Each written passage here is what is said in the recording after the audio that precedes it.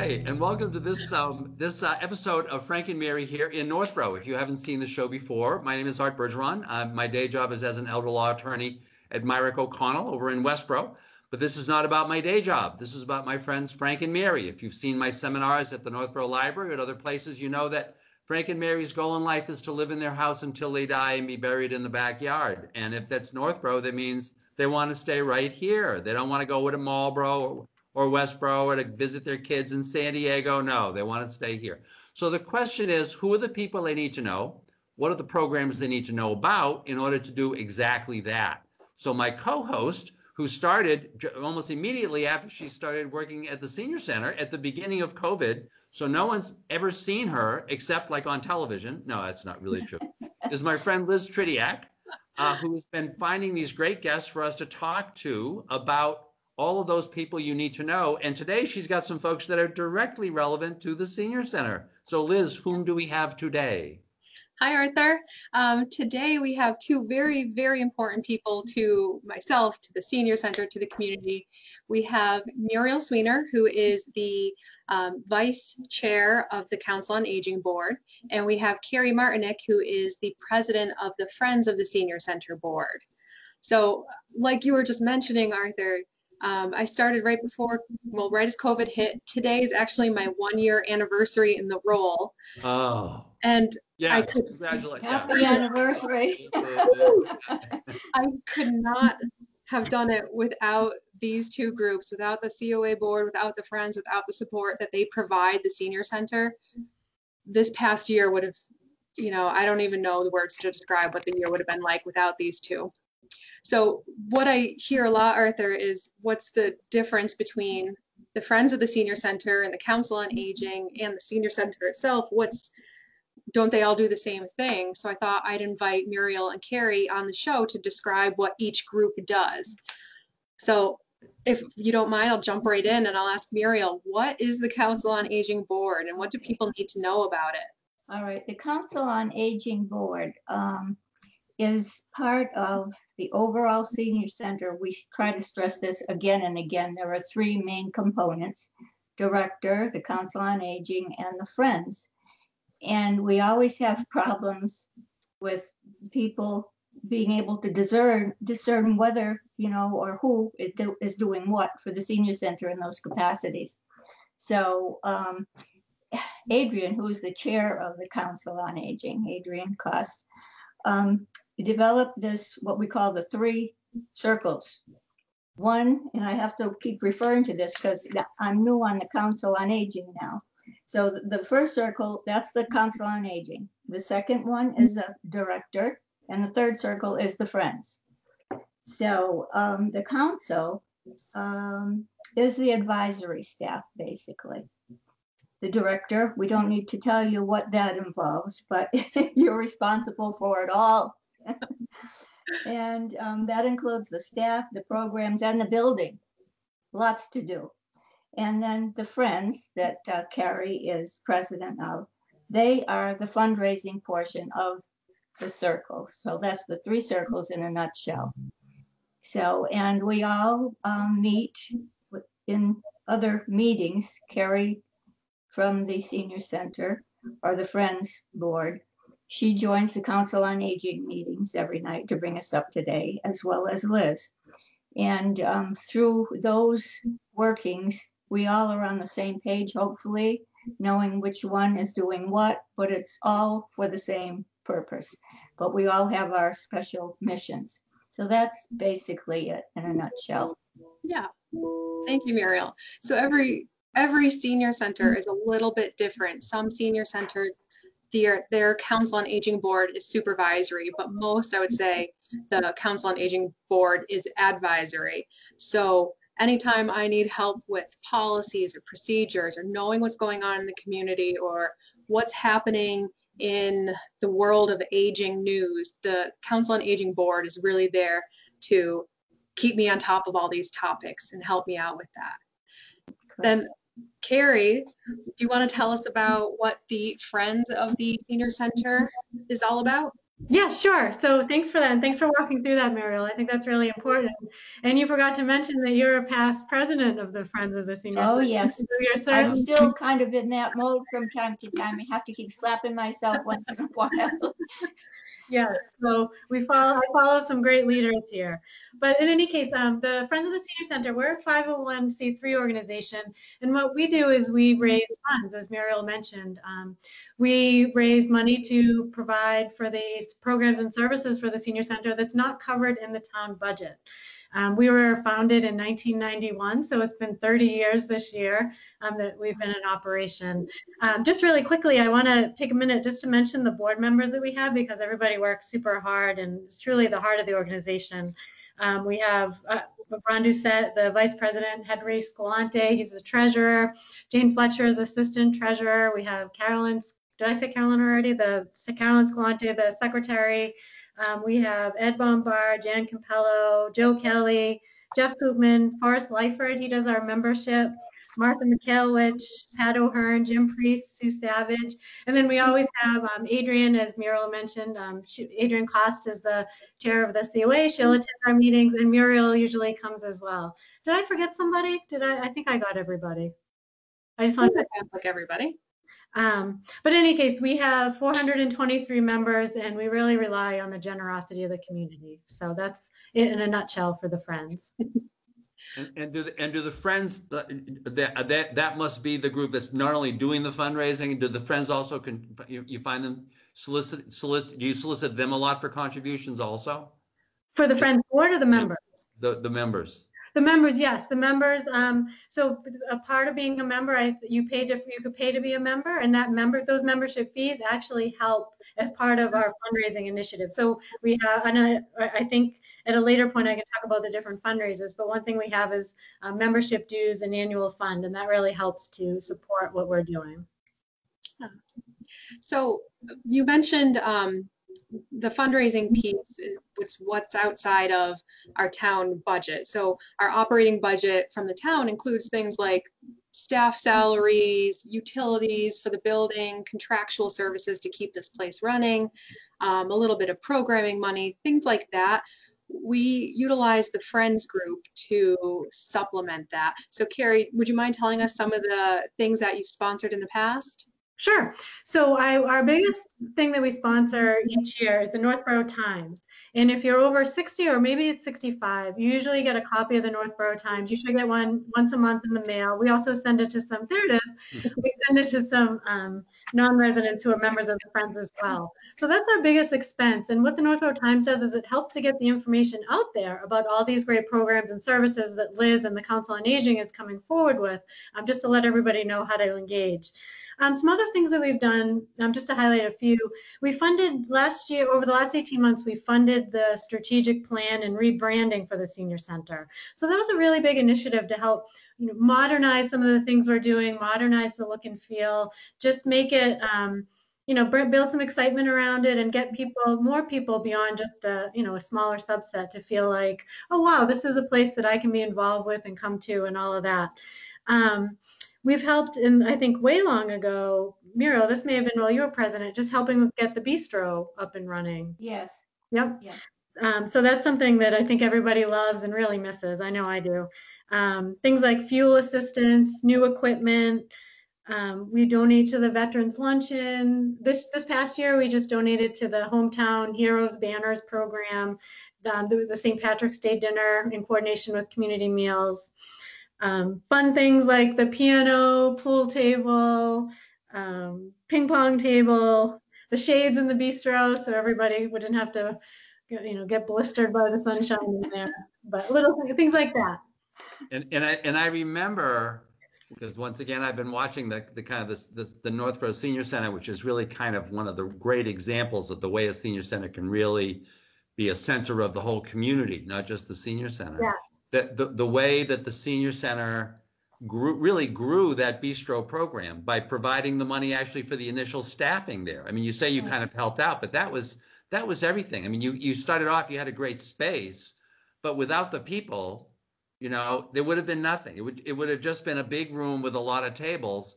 But as a result of the people, Liz, it's just amazing how many people just became, for how many people this just became the place to go meet people, right? The place to go kind of, because the food was good, you know, and the price was good.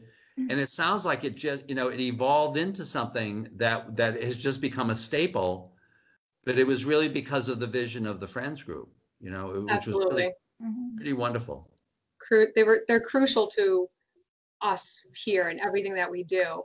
And you mentioned the strategic plan and the rebranding. I think that was an excellent example of how the three groups, the three rings, if you will, how we work together to create a final product that meets everybody's needs. That I came in at the very tail end of that, but I know a ton of work went into it. That was a huge undertaking. And now Barry Atkin, who was the consultant for the rebranding project and strategic plan, she uses us, Northborough Senior Center, as an example of how things should be done and how well we work together. Yeah. So Muriel, I have a question. If somebody out there watching wants to join the Council on Aging board, because I believe we do have an opening, what would you say to someone considering it? I have found myself in this whole process, even through the Friends and now on the council. I mean, it's a very rewarding step to take. It involves work, everything does, but it's an opportunity to get more involved in the community and to meet a lot of different people from a lot of different places. And it's great to be able to provide these programs to people that, you know, you and Adrian put together or get people to do. It's just a very rewarding experience. And actually, most people coming into these positions, I think, or groups, don't realize all that is available through the senior center. And it's mind-boggling. As an aside, I just want to mention this. I have a neighbor here where I live who called me a week ago. She knows I've been involved with the Friends. She called me because she's now housebound and unable to get out. Her house is a three split level. And she said, oh my God, I haven't been to a hairdresser for months. I need a haircut desperately. Is there anybody that you know would come to my house? And I said, well, let me check. So I called the center. I spoke with Jocelyn. And I said, do you have anybody in your files that goes out and does this? She said, I think I have somebody. Let me check. I'll get back to you. Sure enough, she came up with someone. I called that person and she went to my friend's home and she was thrilled, absolutely thrilled. So a perfect example. And Jocelyn does a lot of stuff like that, I know. So, and those are the kind of experiences that make it all worthwhile, you know? Yeah. So, you're really the liaison between the community and us here. Yeah. And that's also a really great example of the no wrong door philosophy. You can call us or reach out to a member of the Friends or the Council on Aging board with any question, really. Right. And we're not just going to say, sorry, don't know. We'll connect you somehow to the person who has the answer. Right. It's not just, we don't leave you hanging. We're going to find it out for you or connect you to the person who does know. And we have to really keep pushing that message out there. You know, there's so many people that could use that and don't know it's available. Don't know it's available. And I think, Muriel, you make a good point in terms of the people that you meet and stuff if you're doing the volunteering. But the other crucial piece, as I always, Liz, you've heard me say this, the thing about Frank and Mary, right, is we're all in this together. We are all in this together. You are a senior.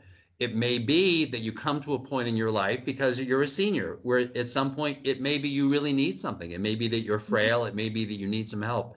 And if you are healthy, and it isn't a matter of young or old, if you're healthy, then by participating, you're really just kind of contributing to the favor bank. You're kind of giving back ahead of time, because that's the way that everybody stays happy, right? That's the way all the seniors in Northborough are working together, which is great. And I think the fact that the three of you are so close is what kind of it's the glue that makes all that happen, right? Absolutely. I know Carrie fields a lot of questions on the Friends Facebook and the website. questions from community members that maybe should come to the senior center, and she happily, easily answers them or forwards them to me to be answered. We all just work together so nicely, and that's not common everywhere. It's so nice to have here. And so let me ask you, as an outsider, was there anything in the master plan that was like about to happen? Because it was kind of like it was happening when COVID hit, that you're now seeing, oh, now that things are kind of easing off, maybe we'll be able to do this or that in the future. Curious. There was a lot in the strategic plan, and a lot of it was stretching out our community outreach efforts, which we were automatically forced to do with COVID hitting. Right. Creating a bigger online presence, getting our brand out there. COVID really just kind of propelled us into accomplishing a lot already in that strategic plan. So Carrie, would you mind telling us what fundraisers are coming up? Yes, so we actually have, we've been trying to think of ways that we could still raise money in light of not being able to get together. Of course, we weren't able to do our country store fair last year, so that's something we hope to get back this year if all goes well and we're able to do that. But in the meantime, we have a couple of short-term fundraisers coming up that I think are easy for people to participate in, and I hope that they do.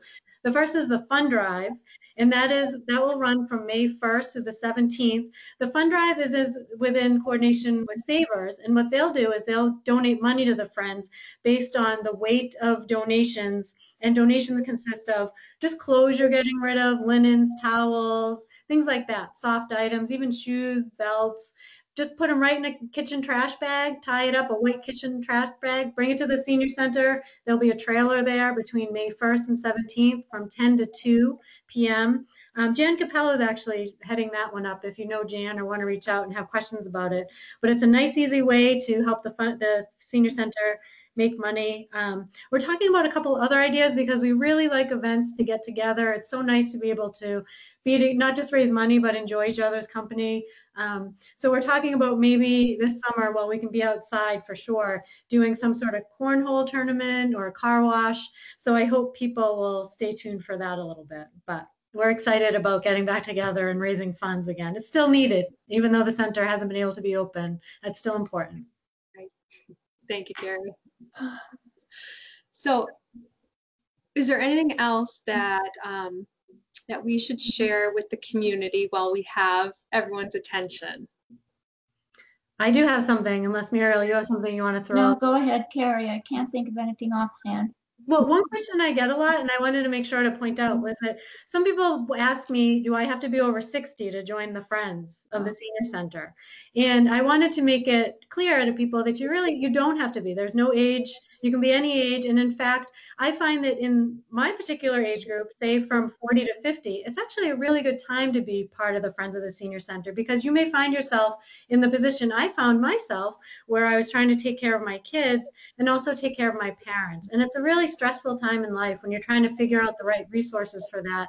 And the Senior Center is a really great place to start. Muriel mentioned Jocelyn over there. I know you could call Liz on the phone. And, for me, I had worked with the Senior Center director in my situation. And that person was invaluable, just telling me, how to get hooked up to Shine, how to get Meals on Wheels, how to get transportation for your parents if they can't drive, so that they can socialize at the senior center. It's for any age, and I wanted to definitely make that clear that if you're out there and you don't think you're old enough to be on Friends of the Senior Center, don't worry, you're any age is welcome. So that answers the question that I was going to ask about Carrie, because I was like, well, no, I didn't mean to sound like age discrimination, but it was like, I wondered if you were kind of like their affirmative action person from the Friends, But, well, I'll ask them that. I may be, but. but it's really an excellent point. So for folks who might have an interest, either in the Council on Aging position or in the Friends, how much of a time commitment is it? Because people are always trying to balance off. They hate to get into something and then find, oh my God, I'm over my head here. So can you give people a sense of that? So to be a member of the Friends, there's no, you're welcome to come to all the fundraisers as much as you can, as often as you want. There's no specific time commitment. There is a membership fee. It's very small. There are different levels, I think as low as $5. So it's really easy to be a member. If you actually wanted to join the board, we are a working board. So we do a lot to fundraise and advocate for the senior center. So we really, for people that have, we meet the fourth Monday of every month for, an hour or so. But beyond that, we do really work. We're a working board. We do the fundraisers. So depending on the fundraiser, there's obviously a time commitment there, say 10 hours plus or so. But I'm not sure that, Muriel, if you want to speak to the Council on Aging, that's definitely a different setup for involvement. No, I'm not, haven't been on the council in depth yet to really know what's involved, but I'm sure there are times when we are busier than others. But I know that Adrian is very, very involved, obviously, as chairman, but I don't know what constitutes all that she does in the background with the Massachusetts Council. I mean, that's a larger connection, obviously. So I'm hoping to learn a lot and willing to dig my feet in and get in there. That's great. That's great. Great, Muriel. That's all I can say right now. Yeah, I think it really depends, like Muriel said, on the project and what's going on. I think during the strategic planning process, the Council on Aging Board really had a lot of input on that. So they were putting in plenty of hours, but in the lulls between projects, I would say it's probably just a couple hours a month. I would say at the most. Yeah. And that's actually an appointed position by the Board of Selectmen, I believe. So that's the right channel for that. Mm-hmm. You can always reach out to myself or Adrienne Cost or Muriel Sweener if you have any questions about the Council on Aging Board, if you're considering joining. I'm always looking for, you don't have to have any special expertise to join the Council on Aging Board. You don't have to be a senior to join the Council on Aging Board. You just have to have an interest and a passion and a desire to advocate for seniors in our community. That's great. That's great. Well, this has been a terrific show. I really appreciate Liz somehow being able to convince people to come on, and she got both of you to come on the same show. This is always fun. And once again, this is kind of the point of the show. The point, I think, is to really get a lot of folks who would otherwise not necessarily know people's faces to be able to kind of attach a name to a face and say, oh, well, geez, I wouldn't mind being on the Council on Aging Board. Muriel seems really sweet, and these are nice people, and Carrie's a nice person, right? So to give people a real sense of it. So Liz, I really, really appreciate your being able to find these people and bring them on. And I think, and maybe we can ask our folks, Dana here at the cable station, if we've got any contact information that if people want to reach out to the Friends, or to Carrie, or to Muriel, just again, or to you to kind of talk about this stuff so that they'll be able to reach out to all this stuff. Great idea. All of these things. So really, thank you so much, both of you, for coming on, and thank you, Liz, yet again for bringing us some great people, and hopefully this will attract some folks who may have in the back of their mind thought, well, what would be a good thing for me to be doing, Yeah. People like you, Carrie, who are in that situation, where they're dealing with their folks. And they're like, I really want to make a contribution here. So thank you very, very much for coming on. Thank you, Liz, as usual. Thank you, Arthur. Once again, we hope you enjoyed the show, and the contact information will be on. And that's the purpose of this show, is to introduce you to these folks. And we'll look forward to seeing you on the next installment of Frank and Mary here in Northborough. Thank you very much.